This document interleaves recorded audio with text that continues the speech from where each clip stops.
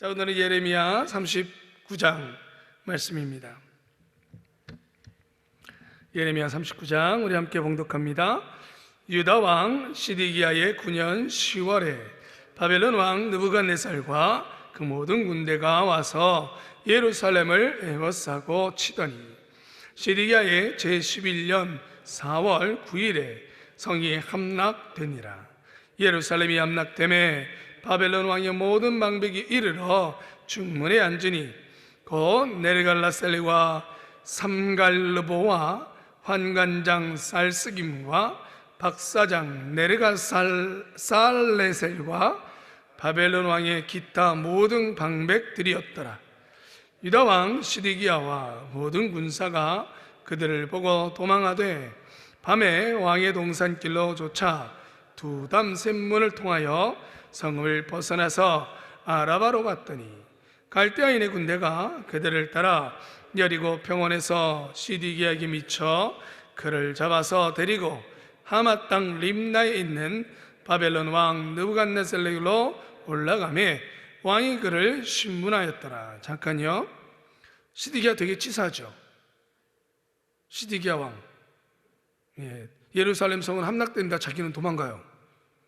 그리고는 나중에 잡히죠. 치사하지 않습니까? 굉장히 안 그러신 것 같은데요. 계속 읽겠습니다. 6절입니다. 바벨론 왕이 림나에서 시드기야의 목전에서 그 아들들을 죽였고 왕이 또 유다의 모든 귀인을 죽였으며 왕이 또 시드기야의 눈을 빼게 하고 바벨론으로 옮기려 하여 사슬로 결박하였더라.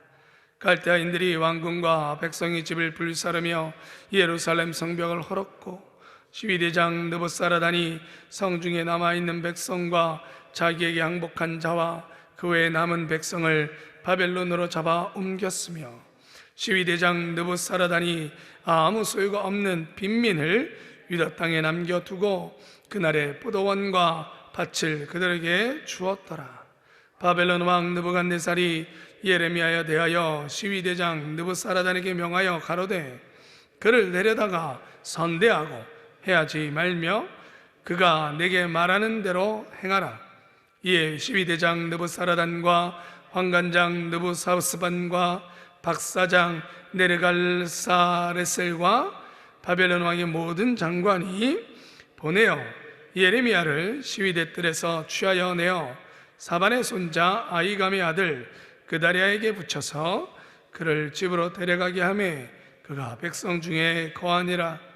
예레미야가 시위대 뜰에 갇혔을 때에 여호와의 말씀이 그에게 임하여 가라사대 너는 가서 구스인 에벳멜렉에게 말하기를 만군의 여호와 이스라엘의 하나님의 말씀에 내가 이 성에 재앙을 내리고 복을 내리지 아니하리라 한 나의 말이 그날에 내 목전에 이루리라. 나 여호와가 말하노라. 내가 그날에 너를 구원하리니 내가 두려워하는 사람들의 손에 붙이우지 아니하리라. 내가 난정코 너를 구원할 것인즉 내가 칼에 죽지 아니하고 내 생명이 노량물을 얻은 같이 되리니 이는 내가 나를 신뢰함이니라. 여호와의 말이니라. 아멘. 오늘 제목은 내가 나를 신뢰함이니라 입니다. 6절 말씀 같이 읽겠습니다. 내가 단정코 너를 구원할 것인즉 내가 칼에 죽지 아니하고 내 생명이 노량물을 얻은 같이 되리니 이는 내가 나를 신뢰함이니라. 여호와의 말이니라. 아멘. 다른 번역 우리 개역 개정에는 내가 나를 믿음이니라 라고 또 번역이 되어져 있습니다. 그 말이 조금 더 여러분들 와 닿으시죠? 자, 교재입니다. 시드기야 왕이 남유다를 통치한 지 11년 만에 예루살렘은 결국 바벨론 왕 느부갓네살에 의해 함락되고 만다. 예루살렘 성이 함락된 후 하나님의 징계의 말씀을 신뢰하지 않았던 사람들과 하나님의 말씀을 신뢰한 사람의 인생 방향이 분명하게 갈라지게 된다. 예루살렘 성의 함락으로 더 이상 시드기야는 왕자에 앉아 있을 수가 없었다. 목숨을 노리는 적의 칼이 섬뜩하게 다가오기 때문이다. 하나님의 예언의 말씀을 온전히 신뢰하지 못했던 시드기야 왕은 초라한 도망자가 된다. 하나님의 말씀을 무시하고 신뢰치 못하는 자에게 피난처가 되어줄 것은 이 땅에 아무것도 없다. 결국 시드기야는 누구에게 어떤 도움도 받지 못하고 포로로 잡히고 만다. 그의 눈은 적의 손에 의해 빼내어지고 그의 아들들은 그가 보는 앞에서 죽음을 당한다. 비참한 인생의 결말이다. 하나님의 말씀을 신뢰하지 못하고 사는 사람은 인생의 환난 앞에서 결코 보호받지 못한다.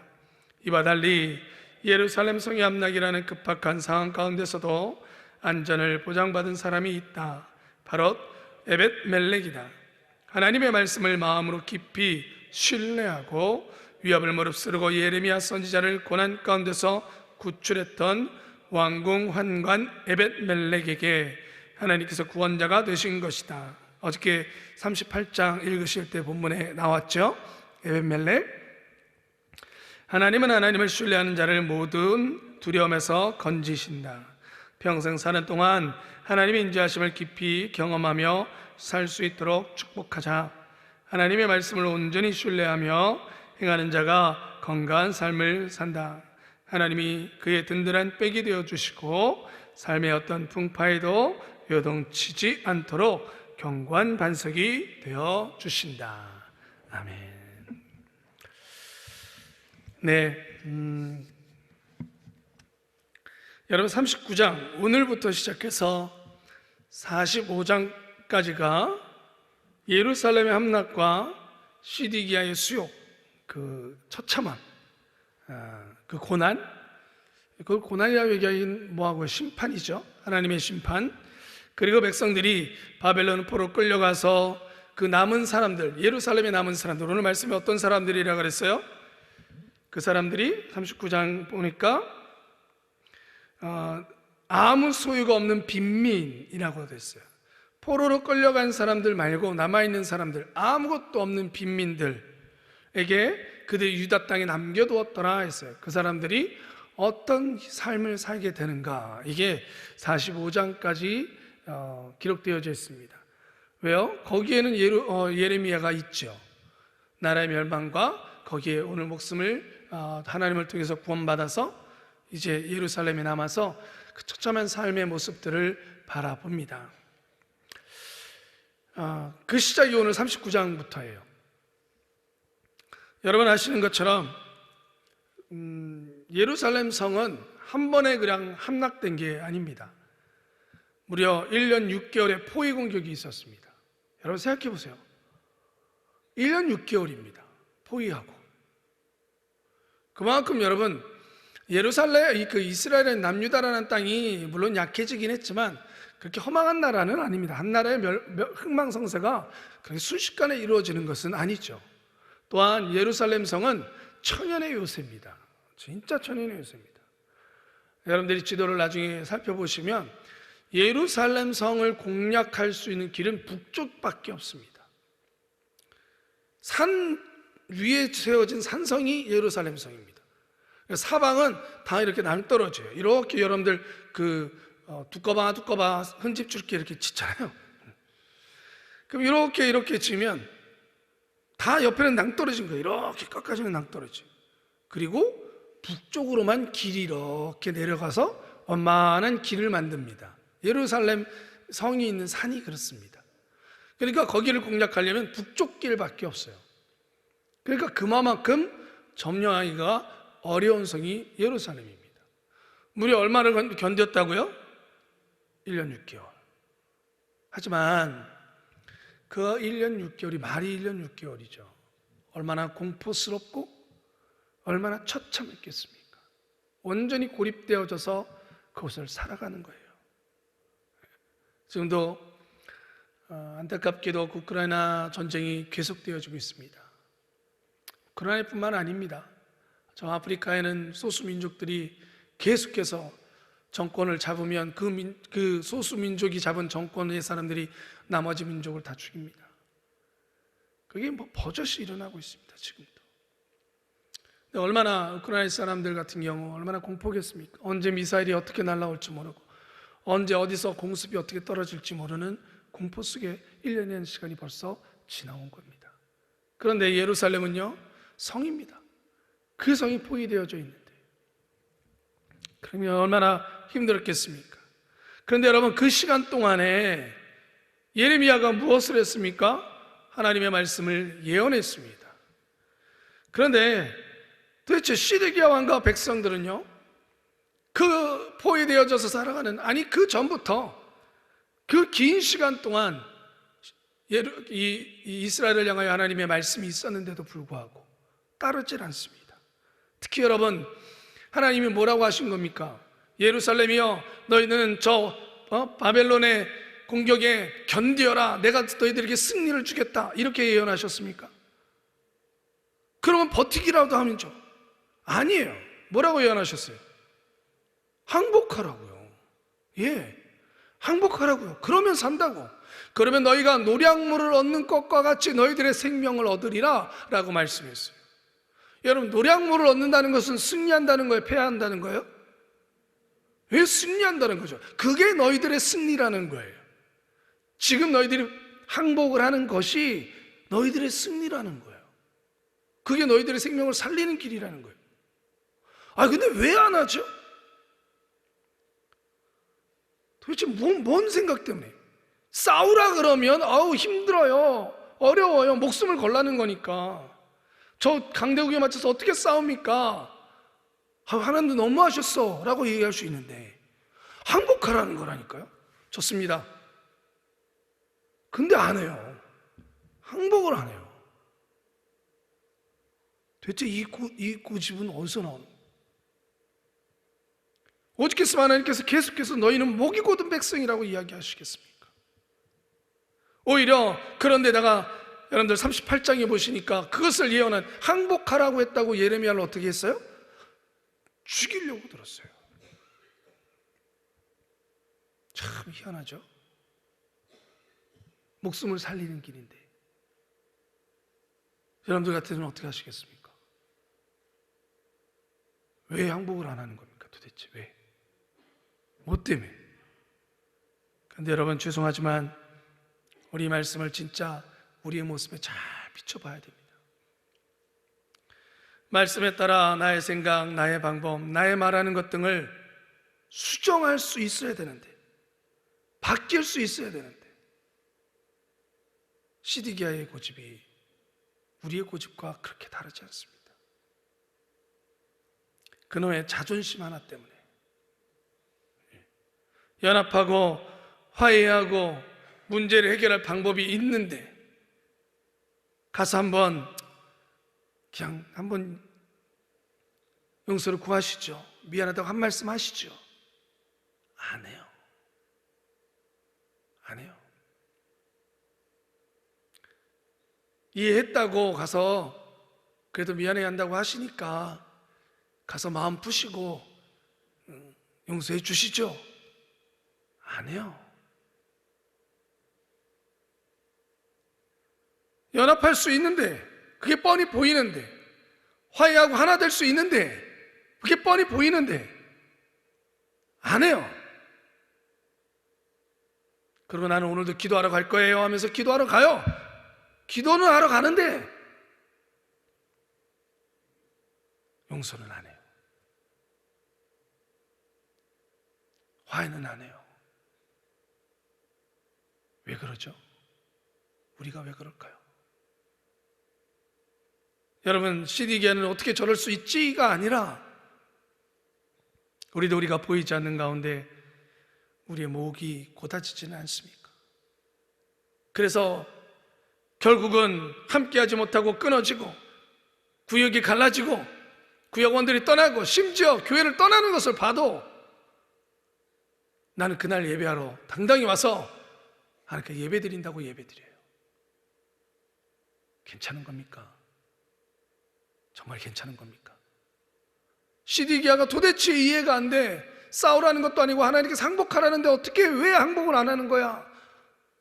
근데 우리의 모습은 어떻습니까? 그 긴 시간 동안 아직까지도 화해하지 못하고 교회 안에서 서로 얼굴을 돌리고 생활하는 분은 없습니까? 예배당에 왔었는데 그 사람을 보니 고개를 돌리고 있는 사람은 없습니까? 여러분, 시드기야와 다를 것이 무엇이 있겠습니까? 여러분, 시드기야는 재위 11년 동안이었습니다. 선지자를 통해서 하나님의 말씀을 계속해서 들었습니다. 여러분, 시드기야가 예루살렘 백성들이 하나님을 몰랐습니까? 아닙니다. 하나님 백성이라고 여전히 믿고 있었습니다. 마지막까지도. 여러분, 오히려 하나님을 모르는 사람들의 고집, 하나님 모르는 사람 불신자들의 돌이키지 않는 것, 그건 이해라도 할 수 있죠.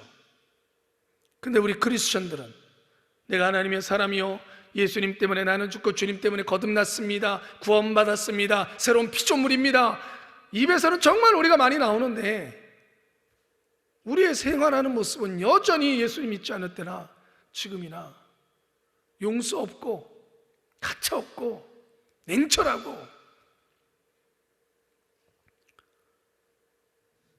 여러분, 오늘 이스라엘 백성이 심판받은 겁니다.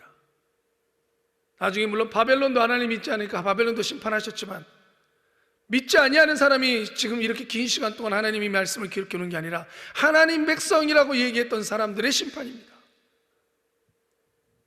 우리는 그것을 잊지 말아야 됩니다. 불신자들이 아니라는 것을 잊지 말아야 됩니다. 예레미야서를 읽어나가는 내내 하나님 백성에 대한 이야기라는 것을 여러분, 우리는 잊지 말고 읽어야 됩니다.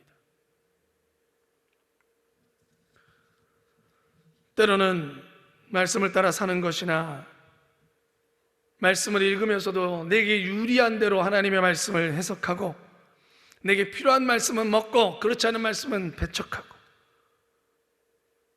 때로는 그 말씀에 따라 나에게 귀에 좋은 이야기를 해주는 목사님은, 그렇지 않은 목사님은 에이 하면 고개를 돌리고 있지는 않은가. 2년 뒤면 또 바뀔 텐데. 여러분, 목회자들도 마찬가지예요. 저도 마찬가지입니다. 실수하면 안 되고, 목회자의 말은 틀리면 안 되니까 분명히 잘못된 말을 하고 실수한 말을 했는데도 나는 내가 이걸 어떻게 시인해, 목회자가 틀렸다고 말하면 잘못된 것 같으니까 고집 부리죠. 아니라고, 이게 맞다고. 목회자들도 그렇습니다. 저도 그래서 돌아서서 후회하고, 그래서 찾아가서 또 죄송하다고 말하고.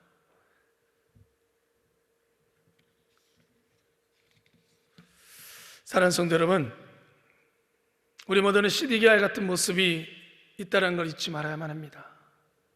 그러니 여러분, 그러한 모습으로 살아가면 심판을 받습니다라는 걸 말하고 싶은 것이 아니라, 하나님께서는 지금 심판을 기록해 놓고 있지만, 그리고 너무나 처참한 기록들을 우리에게 기록해 놓고 있지만, 이것을 기록해 놓으시며 우리에게 읽으라고 하시는 이유는, 그러니 뭐 하라는 거예요? 돌이키라는 거예요. 그러니 돌이키라. 이 사람들 11년 동안, 시드기야 11년 동안 예레미야의 예언 속에서 왜 안 바뀌었을까를 우리가 속상해하고 왜만 할 것이 아니라, 나는 지금 믿음 생활 몇 년 하는데 나는 지금 내 믿음의 내 영성은 얼마만큼 올라와 있나, 내 믿음의 분량은 얼마만큼 와 있고 그 믿음의 열매는 얼마만큼 맺고 있는가를 돌아봐야 되는 거예요. 내가 몇 년 신앙생활 했는데가 아니라, 제 교회 학교를 하고 있지만 교회 학교 교사님들도 그렇고요, 봉사하는 자리에서도 마찬가지입니다. 내가 봉사 몇 년 했는데, 내가 10년 했는데 20년 했는데, 그런데 나는 어떤가를 돌아봐야 돼요. 여전히 내 모습 속에서는 어떤 모습이 있는가, 시드기야 같은 모습은 없는가. 여러분, 결국 보십시오. 오늘 말씀은 예레미야의 처음의 예언 그대로 현실에 이루어졌어요, 안 이루어졌어요? 고스란히 이루어졌어요. 고스란히. 여러분, 하나님의 말씀에는 다 짝이 있습니다. 예언의 짝은 뭘까요? 성취입니다. 하나님의 말씀은 반드시 성취되어집니다. 아멘이십니까? 믿으십니까? 예외가 없습니다. 이건 되고 저건 안 되고가 아닙니다. 역사가 그친 거죠. 앞으로도 우리에게도 마찬가지입니다. 하나님의 말씀은 반드시 성취됩니다. 심판의 역사도 이루어질 것이지만 구원의 역사도 이루어집니다. 오늘 예루살렘의 멸망이라는, 시드기야 왕의 포로로 끌려감이라는 그 심판도 기록되어져 있지만, 오늘 우리가 읽은 예레미야 39장에는 구원의 약속도 이루어지고 있어요. 그 사람이 누구냐? 에벳 엘렉입니다. 여러분, 38장을 읽으면서 왕국 내시 구스 사람 에벳 멜렉을 읽으셨어요. 구스는 여러분 어느 나라냐면 에디오피아입니다. 에디오피아. 그는 이스라엘 사람이 아닙니다. 성경에 분명히 구스 사람이라고 기록되어 있어요. 그게 중요했기 때문이에요. 라합을 이야기할 때도 기생 라합이라고 이야기하지 그냥 라합이라고 얘기하지 않아요. 왜? 그 앞에가 중요한 거예요. 이름보다 더 중요한 거.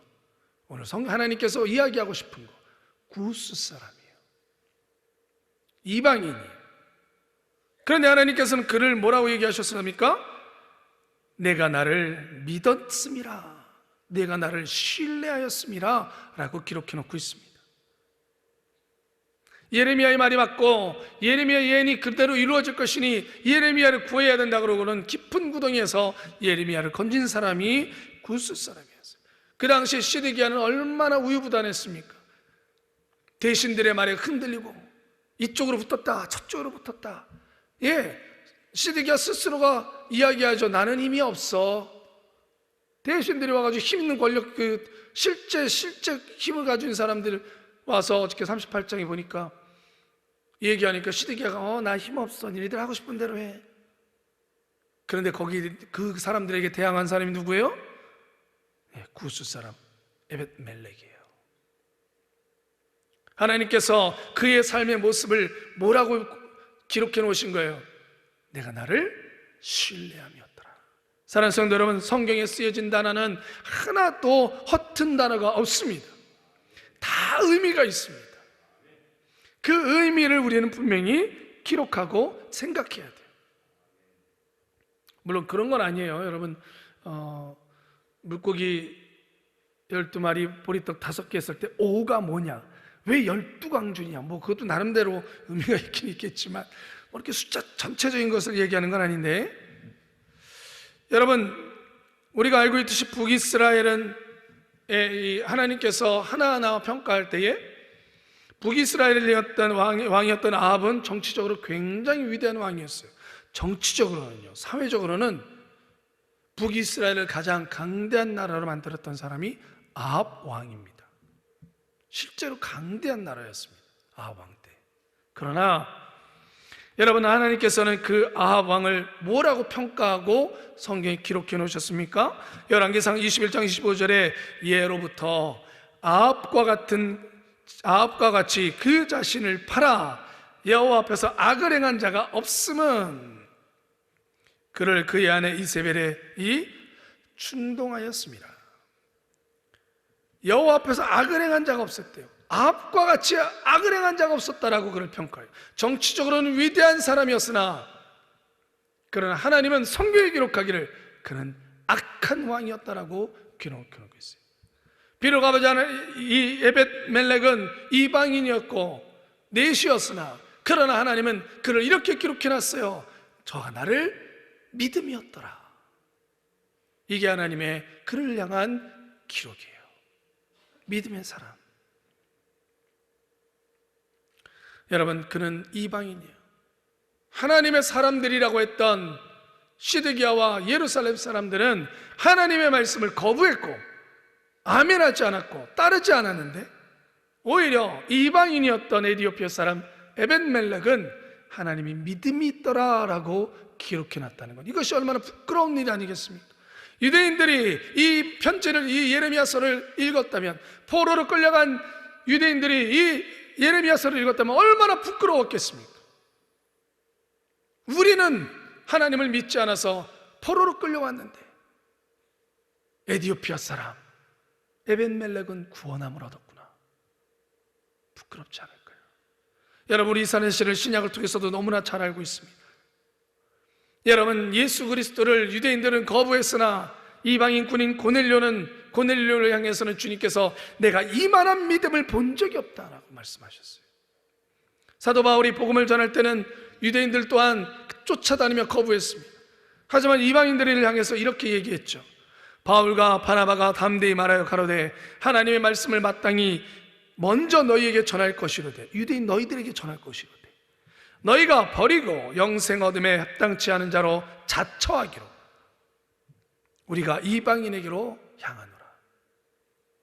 여러분은 지금도 이 말씀에 귀를 정말 기울여야 됩니다. 우리가 스스로 유대인과 같이 나의 생각, 나의 율법을 만들어서 사람들을 판단하고 나는 하나님의 사람이다, 나는 기독교인이다 라고 외치지만 정말 돌아봐야 돼요. 교회가 닫혀지면 안 됩니다. 유대인들은 닫혀져 버렸어요. 자신들의 율법을 만들고 하나님의 눈으로 자신들을 바라보는 것이 아니라 이미 하나님의 눈은 사라지고 그것을 믿는다고는 치면서도 여전히 자신의 마음과 자신의 율법을 만들고 그것의 대로 살아가는 거예요. 그러니까 정작 들려야 될 하나님의 말씀이 들리지 않는 겁니다. 그 긴 시간 동안. 여러분, 우리는 언제나 겸손히 하나님 앞에 서야 돼요. 사도 바울의 고백을 우리 잊지 않았으면 좋겠습니다. 형제들아, 내가 그리스도 예수 우리 주 안에서 가진 바 너에게 대한 나의 자랑을 두고 단언하노니 나는 날마다 죽노라. 예루살렘의 멸망과 구수 사람 에벤멜렉의 구원이 비교되어져 오늘 기록되어져 있습니다. 내가 지금 무슨 자리, 나는 몇 년 기독교, 나는 몇 년 믿음 생활, 이게 중요한 게 아니라 오늘 내가 하나님 앞에 네가 나를 신뢰하는구나, 네가 나를 오늘도 믿고 있구나, 이 고백을 들으며 살아가시기를 주님의 이름으로 축원합니다. 기도하겠습니다. 아버지 하나님, 시드기야가 아니라 에벳멜렉이 되게 하옵소서. 주님 앞에 마지막까지 내가 나를 믿었구나라는 평가를 받는 오늘 하루가 되게 하여 주시옵소서. 예수 그리스도의 이름으로 기도드리옵나이다. 아멘.